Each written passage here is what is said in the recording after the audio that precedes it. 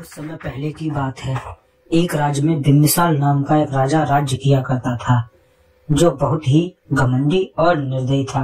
प्रजा उस राजा से बहुत ही दुखी थी। उसी राज्य में दो चोर रहा करते थे। अमीर लोगों के घर चोरी किया करते थे। उन्होंने एक दिन राजा बिम्बिसार के घर चोरी करने का विचार बनाया और चोरी करने की प्लानिंग करने लगे।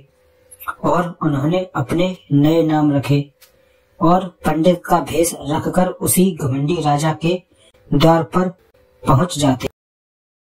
भिक्षाम देमाही, भिक्षाम देमाही, बड़ तुम्हारे दर पर आया है, कुछ भोजन करवा दो महाराज। आवाज लगाने लगा। तभी राजा का एक पहरेदार राजा के पास जाता है और कहता है कि महाराज, एक ब्राह्मण आया है जो बहुत भूखा है और भोजन की मांग कर रहा है। अच्छा, उस ब्राह्मण को अंदर लेकर आया जाए। जो आज्ञा महाराज।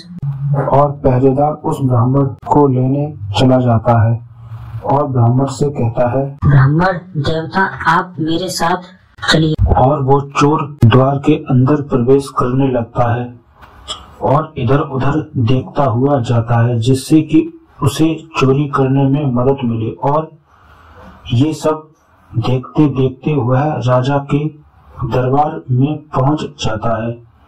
और घमंडी राजा पहले तो उस ब्राह्मण को बहुत खरी खोटी सुनाता है और फिर कहता है, जाओ और इस ब्राह्मण के भोजन की व्यवस्था करो।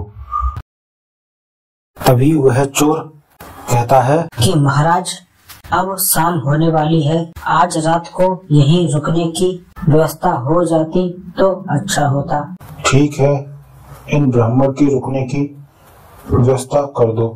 और उस चोर ब्राह्मण को खाना खिलाया जाता है और उसे विश्राम घर में ले जाया जाता है।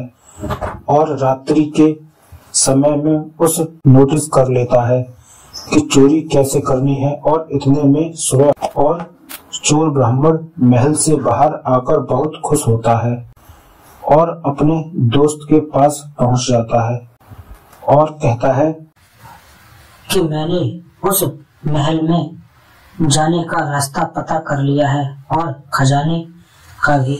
और वो अगली रात को राजा के घर में चोरी करने की तैयारी करने लगते हैं। और जैसे ही रात होती है, वो दोनों भेष बदल के राजा के महल में घुस जाते हैं और चोरी करने लगते हैं।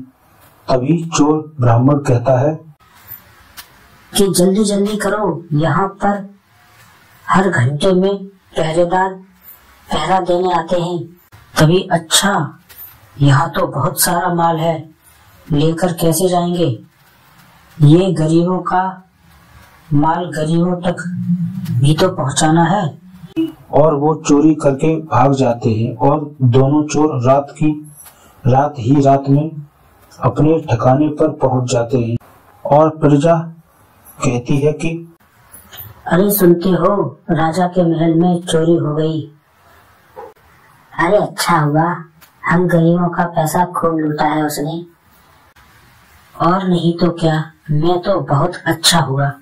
उधर राजा बहुत पछताता है और राजा सुधर जाता है और कहता है, आज के बाद प्रजा का पैसा नहीं लूटूंगा। और उन दोनों चोरों ने वो सारा माल बेचकर उन पैसों को सभी गरीबों में बांट देता है और जनता खुशियां मनाने लगती है।